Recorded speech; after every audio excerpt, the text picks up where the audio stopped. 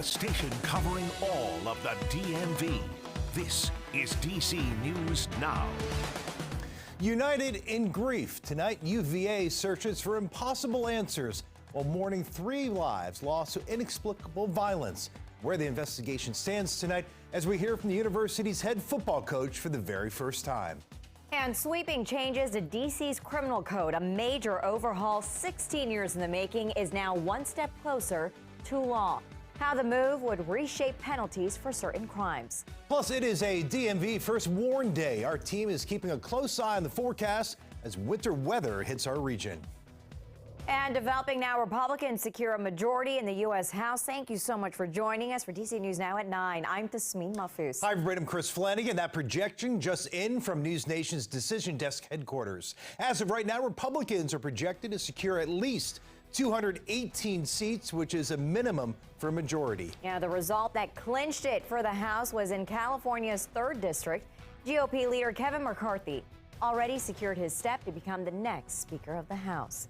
And we're anticipating breaking news. Former President Donald Trump is expected to announce another White House bid for 2024. You're now taking a live look from his Mar-a-Lago resort, where we're expecting that speech at any moment. It's been less than 2 years since a twice impeached former president inspired a riot of supporters to attack the Capitol, and part of an unprecedented attempt to keep himself in power. Trump has spent much of the past 2 years rehashing claims that the 2020 election was stolen. He's cast similar claims about this year's midterms. All right, our other big story, of course, the weather. It is DMV First Warn Day. Parts of the region under a triple threat tonight with the potential for rain, snow, even freezing rain. Yeah, we want to go straight out to Chief Meteorologist Janessa Webb. And Janessa, time to bring out and keep out the coats. Yeah, and it's a big winter coat. We are dealing with a good amount of moisture making its way across the DMV, and it's been kind of that triple threat throughout your afternoon. First, we dealt with snow across the Alleghenies, and what we had was temperatures below that freezing mark,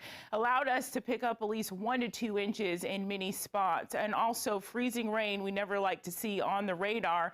That's when you have the upper atmosphere below the freezing mark, and then that kind of middle layer is slightly warmer, and as it hits the ground, it causes icy conditions. So right now, predominantly dealing with widespread rain across the district, and that's going to continue as we go into about the midnight hour. The big concern here is we're going to be seeing some black ice start to form across many of our roadways, and that will be a major concern as we go into the next 12 hours overnight into tomorrow morning. Many spots tonight going to be in the mid to upper 20s. And so that will make for some rough driving conditions for the rest of the evening into your early morning hours. Let's take a look right now at the current radar, where we are seeing a good batch of moisture making its way across the district, and predominantly seeing our fluctuation in our temperatures back above 32 degrees. And that's why we have transitioned into a good amount of widespread rain. Right now you have Montgomery County into Prince George as well. Rockville, a good band of moisture, but this will continue to exit to the north and east. Most of the district at this point is dealing with scattered rain showers, and that will continue for the next few hours. Visibility is definitely reduced out towards, look at that, Cumberland into the Kaiser area, down to a half a mile. So that's very dangerous weather. So we'll continue to watch this storm system. We'll look at your hour by hour coming up and what to expect for your Wednesday. Hey, we have more sunshine in the forecast. We'll look at that. And developing now, tonight UVA's head football coach addressing the media for the first time since 3 of his players were shot and killed on campus Sunday night. Getting choked up, Tony Elliott considers his own 2 children as he thinks of the victims' parents who have to come to terms with an unimaginable loss. You know, the tough part is my boys and my 9-year-old, and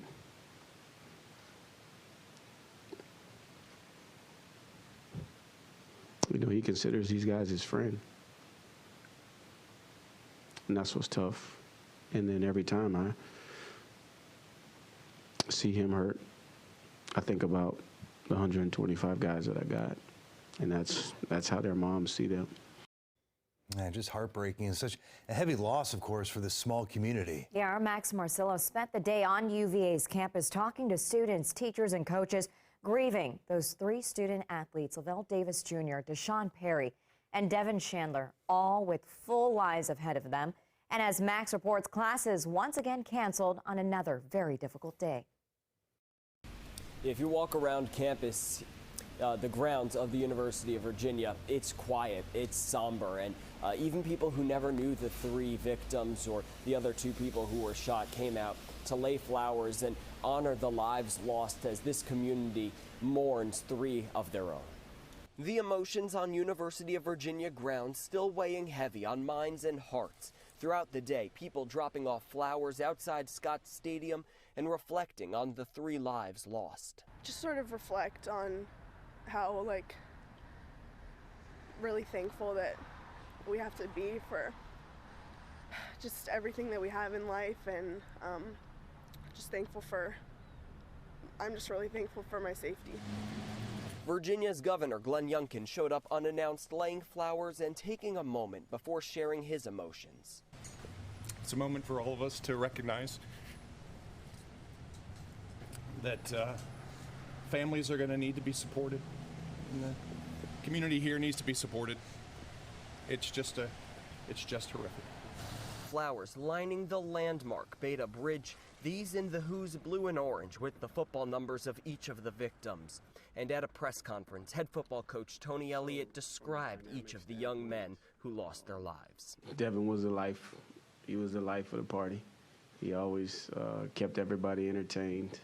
Lavelle was, and he was, one of the big men on campus, so to speak, because everybody knew who he was. But he always, found a way to keep them entertained. And Deshaun was the quiet guy that everybody wanted to know more about. Athletic Director Carla Williams thanked the university students for the showing at Monday night's vigil. It was amazing. It was remarkable to see all of those students out there supporting their classmates like that. Was healing, quite frankly. As our Max Marcella reporting from Charlottesville, Virginia. Meanwhile, Christopher Jones is scheduled to be arraigned tomorrow morning at 9 o'clock. He'll appear from jail virtually. The bond hearing was originally set for this morning, but the court had not received proper paperwork. Meanwhile, new details on the 2 shooting survivors. Mike Hollins, a running back on the team, underwent a second surgery this morning. A family spokesperson tells us and tells news outlets he's doing well. Now, UVA has not identified the other survivor, but our sister station has since learned the student's name is Marley Morgan. As for weather, the football team will play Saturday's home game against Coastal Carolina. The head coach says at this time he's focused on the well-being of his student athletes. As always, any updates on the UVA shooting will be brought to you both on air and online. Our website is dcnewsnow.com. And in a unanimous vote, City Council approved a massive overhaul of the D.C. Criminal Code. Yeah, despite some concerns that it will weaken existing penalties for some serious crimes like illegal gun possession. Yeah, and reporter Marielle Carbone joins us live from the Wilson Building. And Marielle, last-minute efforts were made to strengthen penalties on gun crime, but they didn't pass.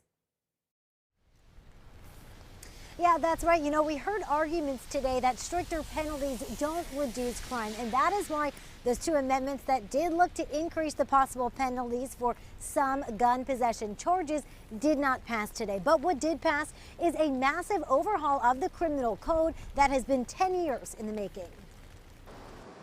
A unanimous vote. Mr. Chairman, there are 13 yeses. Solidifying 16 years worth of work in the district. What you're going to see in the courtroom is much more transparency, much more clarity, and that helps hold people who did harm, helps hold them accountable. Councilmember Charles Allen is chair of the Judiciary and Public Safety Committee. He's led the efforts to revise D.C.'s entire criminal code, which was in place for more than 100 years. It has had all kinds of contradictory and overlapping and outdated language. The revised criminal code, which passed its final council vote Tuesday, fixes outdated language, lays out proportional penalties, and defines crimes in the district.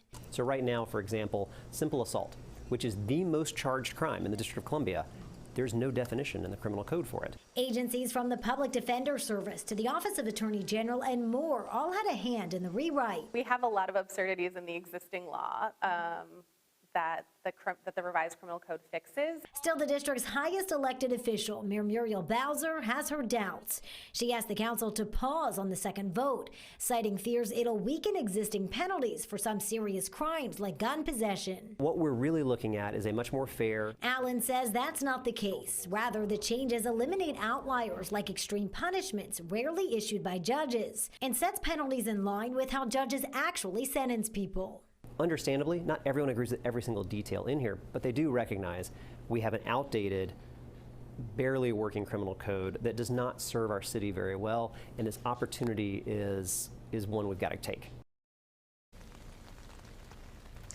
And just to clarify, this is more than 10 years in the making, 16, in fact, as you heard in the story there. Now, next, this will go to the mayor for approval. She could veto it, and if that happens, council could then override it. And as with all laws, then it does need congressional approval, which Councilmember Allen does feel confident that'll happen. Now, once it goes through that whole process, it doesn't go into effect immediately. That'll happen in October of 2025. Reporting live from the Wilson Building tonight, I'm Marielle Carbone, DC News Now.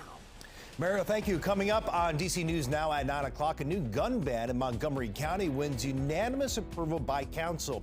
Why it could hit a major roadblock, though, if it becomes law. You know, this is, I think, a huge game changer, bringing commuters in and people going out. And after years and billions of dollars, the Silver Line is now open, and we're there as commuters hop on and off their first trip. Stay with us. You're watching DC News Now at 9.